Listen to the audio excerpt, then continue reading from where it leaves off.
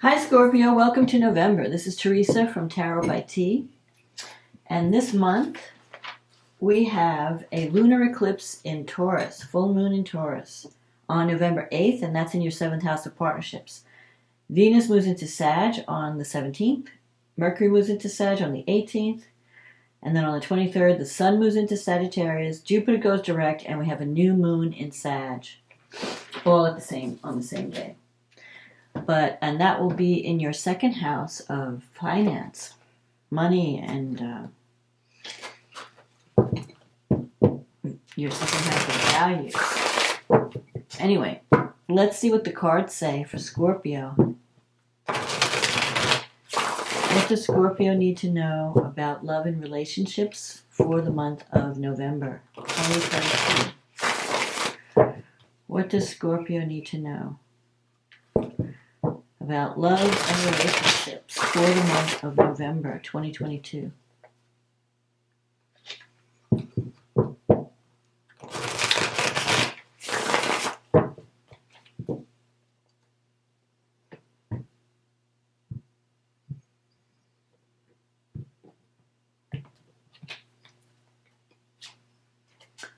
The Ten of Wands, the Strength card, the Nine of Swords, the Ace of Cups, the Knight of Cups, the Four of Pentacles, the Nine of Wands, the Devil, the King of Wands, the Moon, and the card under the deck is the Six of Pentacles. Okay, so you're starting out the month with the Ten of Wands energy. You've been carrying a heavy burden. You've been overworked, overwhelmed. You're just exhausted. You've got the Nine of Wands here too. But the good news about the Ten of Wands is that it's over. You're coming to the end of a period where you've been carrying this heavy load, this heavy weight. And it's going to be ending. You've got the Strength card here. This is a card of learning how to control the beast within, your shadow, your tendency to overreact. You're learning how to control your emotions, your anger. You're learning how to express yourself without having a major come apart. It can also represent, you might be dealing with someone who's having anger issues or anger management issues. Someone that, because the Strength card comes up when you need to balance, not go to extremes of emotion, when you need to learn how to control your emotions, control your reactive nature. So if someone pushes your buttons, you don't fly off the handle. And if that's not you, it could be a partner, that you're dealing with someone who gets angry and just blows up. They don't know how to get their needs met without having this angry reaction. Sometimes when the Strength card comes up in a reading, counseling could help the partnership, because the person who is represented by the Strength card has some internal things to work out around self-worth, around insecurities, and that's what's causing this overcompensation of blowing up. They hold their anger in, or they don't express what they need because they feel like on some level they're not good enough or they don't deserve something. And then when it gets to a point where you can't take it anymore, then you just explode. So if you see this card, the girl on the card is, helping a lion get a thorn out of a nail out of its paw. So there could be someone that's coming to you for healing, and you're trying to calm the lion. You're trying to calm the wild side of someone, the part that's out of control. You have the Nine of Swords here in the past. So this is you've been really stressed out mentally. You've been under a lot of mental stress trying to figure out what to do, worrying about things. You have the Six of Pentacles here. You might be worried about the health of someone that you're close to. And your mind might be working overtime, imagining all kinds of scenarios, like what if this happens, what if that happens. A lot of times the Nine of Swords it's a card of worry.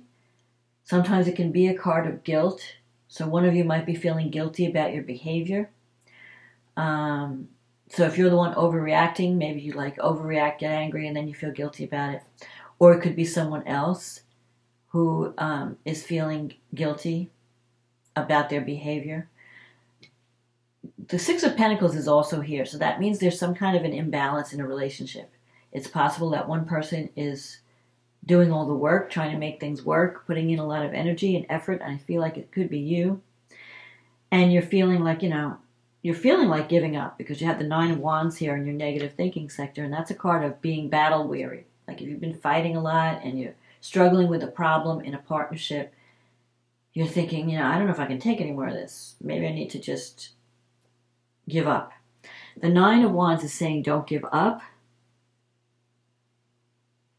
You're almost coming to the end of the battle, but you have some things to work out because I'm seeing some cards coming up in the future. Now you have the Ace of Cups here in the recent past. So the Ace of Cups is a new beginning in love. You have the potential to have a new beginning in a relationship. It could be a new relationship, or it could be a new cycle in a current relationship. So if you're not in a relationship, this could be someone that you just recently met, or it could be a new start in a current relationship. Maybe you're deciding to try to work out the problems and you're on this new path. You've got the Knight of Cups coming up in the future. That's a romantic proposal. So you're going to be hearing from someone.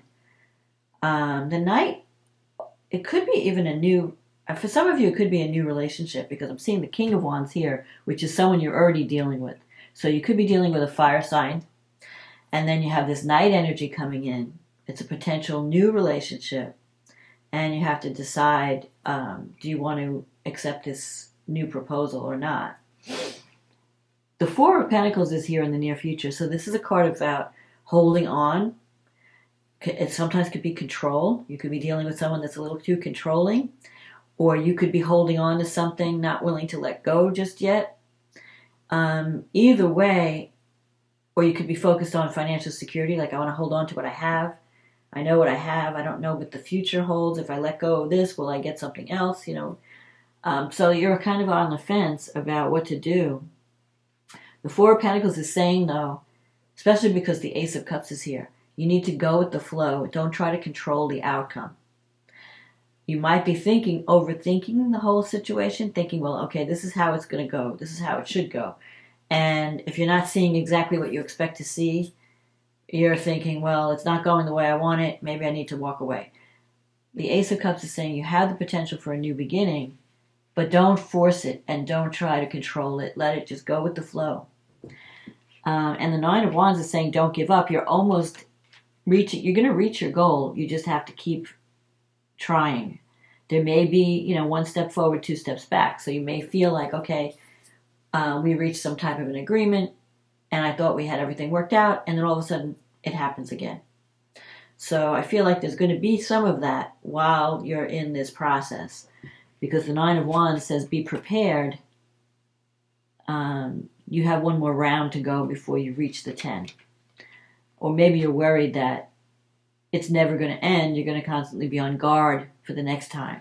So if someone's always having a temper tantrum, you might be thinking, okay, it's calm now. When is the other shoe going to drop? When am I going to see the other side of this situation? When is my partner going to flip out again, and get angry? In your environment, you have the Devil. So the Devil can represent a codependent type relationship, or there's some unhealthy aspects to a relationship. That's why the cards are saying, counseling could help. Because the Devil is something that represents obsession, addiction. You could be dealing with someone who has a drug or alcohol addiction. You could be dealing with someone who's just obsessive. It doesn't even if they're not into drugs or alcohol, maybe they're just like too much. You feel like you're being overwhelmed by their energy. Like they're just wanting to it's almost like they're wanting to take over. You feel like you're losing yourself in this relationship. So this person you're with could be a little bit too obsessive or too maybe even too controlling. Because the Devil is, and there could be strong chemistry. The other thing about the devil is like you may feel like, I really am drawn to this person. And every time I try to break away, I get drawn back in because this person has such a powerful influence on me. They have a way with words, or there's a chemistry between you that keeps, it's a lot of passion. And you keep getting drawn back in. You have the King of Wands. This is in your wish fulfillment sector. Now, normally the King of Wands in the positive is very outspoken, a leader, very a take charge kind of person. You can depend on them. They like to help other people. They're happy when they're helping and guiding people. Sometimes they could be a little bit bossy, but they're also very generous and they're good-hearted. So that might be part of the issue, is that, you're seeing two sides of a person. So sometimes the person's wonderful, sometimes they're not. And, but in any case, I feel like you're just carrying this heavy burden. And something needs to be fixed in this partnership. You also have the moon. So part of you is wondering, am I seeing this person clearly? Can I trust this person? Are they being dishonest with me, or are they deceiving me in some way? With the moon energy, you have to be careful that you don't let your imagination run away with you. So if you're overthinking the relationship, you might imagine worst case scenarios instead of focusing on the positive. But I feel like you have some things to work out this month with a relationship. But the positive thing is, I feel like the major heavy burden is coming to an end. Because when you see a 10, that's the end of the cycle. So maybe you've been struggling dealing with the relationship, but also working a lot at work, having a lot of responsibility at work. I think you're going to be able to put down your burden this month and maybe have more energy to focus on this partnership. But the other message is, don't try to control the outcome. Don't let your imagination go overtime. Don't overthink things. And if there are some toxic elements or some unhealthy aspects to a partnership, don't be afraid to get counseling, get help. Because I think that that would help the situation. I think that would help. You have a clearer vision of what to do, and it could possibly heal some of the issues. Because I'm not seeing total disaster, like you should walk away, leave. I'm seeing that there's hope, but it's like you have to get through this difficult period, and you may not be able to do it by yourself. You may need some expert help. You may need some counseling or some advice from a professional that can help you deal with this person or help the relationship survive. So let's see what the angels have to say for Scorpio. What does Scorpio need to know? What is the message from the angels?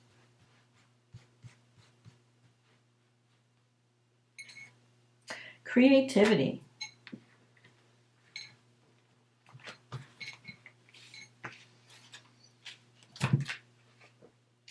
We, your angelic messengers, are here to help unleash the endless creative potential that you possess. Listen to the whispers of love inside your heart as we communicate with you through feelings and emotion. Let go of fear and apprehension and express the endless source of creativity you possess. Have fun. Allow the inner child within you to express your true essence. All is valid. So maybe you've been just worrying too much and imagining the worst case scenarios, and you should focus your energy on positive. What's good in this situation? What's good about this person? How can I focus on seeing a positive outcome instead of worrying about a negative outcome? And how can I conquer my fears about getting involved with this person? You might have some fears in the relationship. If it's not you, it could be the other person. But let's see what the astrology says for Scorpio. So Scorpio, you have the moon and Uranus in your 7th house at this full moon eclipse. And it's opposing the sun, Mercury, and Venus. So the moon and Uranus in the 7th can bring instability in a relationship. There could be sudden surprise developments or sudden, it could be a very emotional time. when you feel like nothing is stable, you can't relax into this partnership. And Mercury opposing Mercury opposing Uranus, Venus opposing Uranus, there could be some unexpected messages that come in, maybe even you, because it's in your first house. You're the one delivering this unexpected message. Maybe you need freedom from something at this time. You might be communicating in an unexpected way. You might decide to tell this person something that you've been keeping to yourself for a long time. Or Venus opposing Uranus can sometimes bring an unexpected romantic encounter that you weren't, it comes out of the blue. So for some of you, you could be in the middle of a struggle with one relationship and suddenly there's this new potential coming in. And that could change the dynamic a little bit. When Uranus is involved, you really can't predict what's going to happen. All you can know is that there will be some surprises. Surprise developments, surprise messages, surprise things. And one thing I can tell you with the full moon is that the truth will surface. So if someone has been hiding something from you or hasn't been communicating, that may well come out at this new moon, at this full moon, I'm saying. Because Scorpio, for one thing, deals with things that are hidden beneath the surface. So things that are hidden beneath the surface that you may not be aware of are coming to the surface so that you can see them. And it could be a surprise. It could be surprising. You could see certain things about your partner that you didn't notice before. There could be, you could be reevaluating a relationship. Now Saturn is squaring this full moon from the 4th house. So Saturn in the 4th house, you are dealing with issues that surround home and family. So you may feel you're starting to see the reality of a partnership, and you realizing I have to do a lot of work to maintain this partnership. But some of the problems that are coming up can be coming from a childhood experience or childhood programming. So you could be dealing with issues that originated in your childhood that are now influencing your partnership. And these may come to the surface right now so that they can be healed. Especially because you have Mars in your 8th house. Mars is triggering, the psychological aspect of your chart. The 8th house is other people's money, it's inheritance, but it's also transformation. So it's a time for you to really transform, and it's also dealing with the shadow. So I think around this full moon, you're going to see how your behavior or your fears are influencing the partnership as well as the other person. Because whenever there's a full moon, there's always this conflict between my needs and the other person's needs, and you have to meet in the middle. But the problem is with Saturn, it's going to involve a lot of work. It's going to involve making a commitment. It's going to involve, you could be dealing with someone who's kind of like a father figure, kind of restrictive. Or you could be reacting based on how you were raised and treating, like your partner could be reminding you of your father. And you're dealing with issues that have to do with father or authority figures. So the good thing about the full moon is it's going to make you see what needs to be worked on. And you can heal it and be released from it. But it may be difficult because you're having to face reality, and it may not be, especially because Saturn and Venus are square. It's not a warm and fuzzy time. Mercury and Saturn are square, so you may feel like I'm afraid to speak up. I'm afraid to say what I want to say because I don't want to fight. You're tired of fighting, but there's definitely some kind of ego battle because the Sun and the Moon are in opposition at this time, and the Sun represents ego. So you may feel that your ego, your sense of self is at stake in this partnership. And you may feel like your partner is behaving erratically, like they're moody. With the Moon and Uranus, like, I don't know who I'm, they change from day to day. I don't know what I'm dealing with. One day they're one way, another day they're another way. There's just too much instability in this partnership. And you're feeling a little insecure about it. Jupiter and Neptune, though, are in your 5th house. So that is positive when it comes to creativity, children, even new romance. With Mars squaring Jupiter and Neptune, you're not really, there's a lot of confusion about what you want to do. You're trying to evaluate, like, what do I really want? What do I enjoy doing? Especially if it's around a work situation or with children. Your children might be giving, maybe they're, Mars in the 8th house can be upping your expenses. Maybe your children need money and you have to pay for certain things, or there could be some issues around inheritance, around taxes, around some kind of debt that you're trying to pay off. Pluto's in the 3rd house, and Chiron's in the 6th house, sextiling Saturn in your 4th house. So you have some healing to do around service, because the 6th house has to do with work and health. The 6th house is about your day-to-day aspects on the job and what you feel your responsibility is. How do you serve others? So with Chiron there, you may have some healing to do around service. How much are you doing for other people? And it's somehow tied with home and family, how you've been raised. Like you may overserve or overdo because you're wanting to be loved and liked by others. Maybe you're doing too much and you feel like you're not being properly, like you're doing all the work and you're not getting the reward. So there's some healing that has to happen around why you feel this need to overdo. It's like it's almost like, I want people to value me. I want people to see my worth. So I'm going to overgive and overdo so that they realize how good I am and how important I am.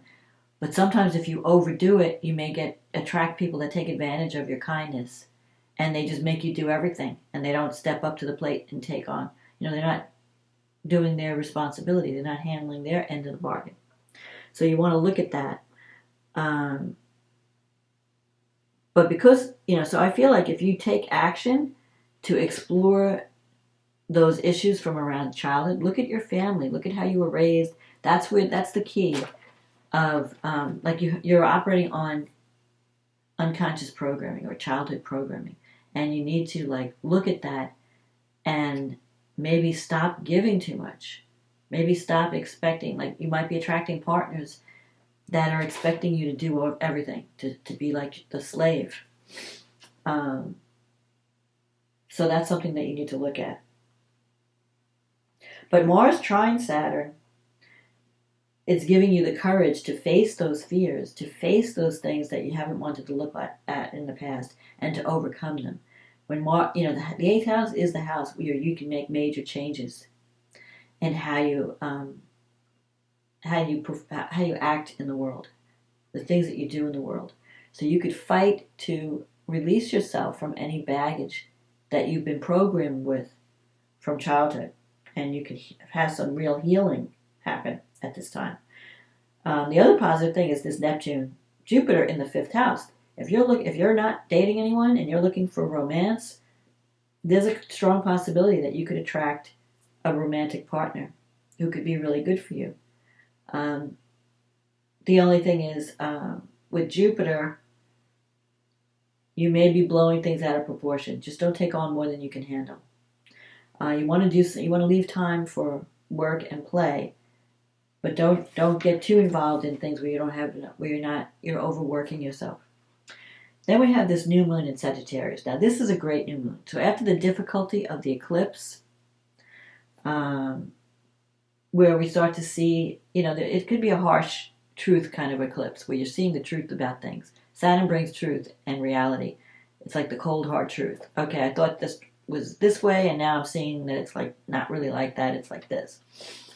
So then you have the new moon. The new moon is in your 2nd house of money, what you value, and self-worth. So I feel like there could be a new opportunity to make more money. There could be a new beginning where you value yourself more, where you're not going to put up with earning less, where you go, hey, you know what? I deserve more. I'm worth more. I'm not going to settle for less than I deserve. And this moon is trining Jupiter and Neptune in your 4th house. In your 5th house.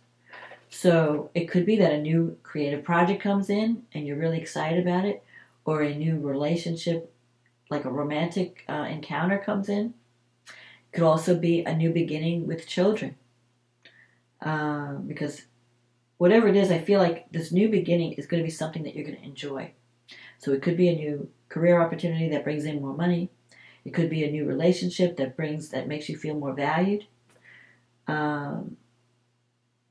And this is also sextiling Pluto, which is in the third house. So you need to, get out and about. It could be that one of your friends could introduce you to someone, or you could have a better relationship with your siblings. Venus and Mercury are in your second house also. So Venus and Mercury, Venus brings money wherever it goes. She brings love and money, and especially in the second house. So I feel like there's a new opportunity for a new beginning that's going to bring in more abundance. Mercury, you might be doing something, maybe communicating more, writing, communicating, signing a contract that's going to bring in extra money. I feel like this is going to affect changes on it could be an employment change. The 8th house is now, at this point, Mars is trining Saturn. It's still trining Saturn from your 8th house. So the 8th house also relates to other people's money. So if you're in a partnership, if you're married or something, your partner could be bringing in more money. I feel like this new moon is going to be an opportunity to bring in abundance, because Sagittarius also, it's ruled by Jupiter, and Jupiter's in your 4th house, so you could be, there's more abundance in your home. You're going to have more money to spend on your home. You're going to have more money to spend paying off debts, paying taxes, whatever, inheritance. And Uranus and the North Node are in the 7th. So it's a very karmic time when it comes to relationships. There might be a lot of changes and sudden shifts, but the ultimate goal is to get you on the right path. Now, the 7th house is not only the house of romantic partnerships or marriage, it's also business partnerships. So there could be some surprises in your business relationships as well. A surprise message out of the blue, like, hey, we want you to come and work for us. Or, hey, one thing ends, another thing begins. Or you see the truth about a situation, you decide to have a new start somewhere else. Uranus it's trying to free you from stagnation. So if you feel like whatever path you're on has been stagnating, there could be some sudden changes and sudden upsets that put you on the right path, where you're seeing the truth about your current situation and you're deciding to make changes. Because this is all happening in your 1st house, like the new moon, the full moon in your 1st house is waking you up to what you need to do. And, the sun in your 7th house, it's going to be, you're not going to make these changes overnight. It may be over a 6-month period before you can actually shift the energy.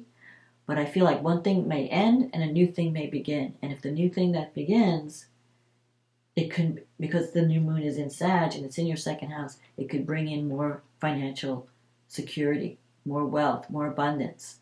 So there could be some new beginning where you're earning more money, either through a promotion or a new job opportunity that just comes out of the blue. So wait and see. See what Uranus brings in, what this surprise. The eclipse is going to bring in some surprise, some sudden development. See what it is. And then you have a chance for a new start at the end of the month. So I feel like the end of the month, once we get through the Scorpio energy, Scorpio energy is kind of intense. But once we move into Sagittarius land, it's going to be a lot brighter and more optimistic. You're going to feel better about what direction you're going in, especially when it relates to finances, because you have an opportunity for a new beginning. So that's my forecast, Scorpio. I hope this reading resonated with you. If it did, click on the like button, leave me a comment, let me know what's going on in your life. If you'd like a private reading, click on the link in the description box. It'll take you to my website and we can get you on the schedule. In the meantime, if you're in the United States, have a happy Thanksgiving this November. And if you're outside of the States or you're not celebrating Thanksgiving, have a wonderful November anyway. Also, thank you for supporting this channel. I wish you love, peace, and light and abundance, and I will talk to you again next month. Okay, bye now.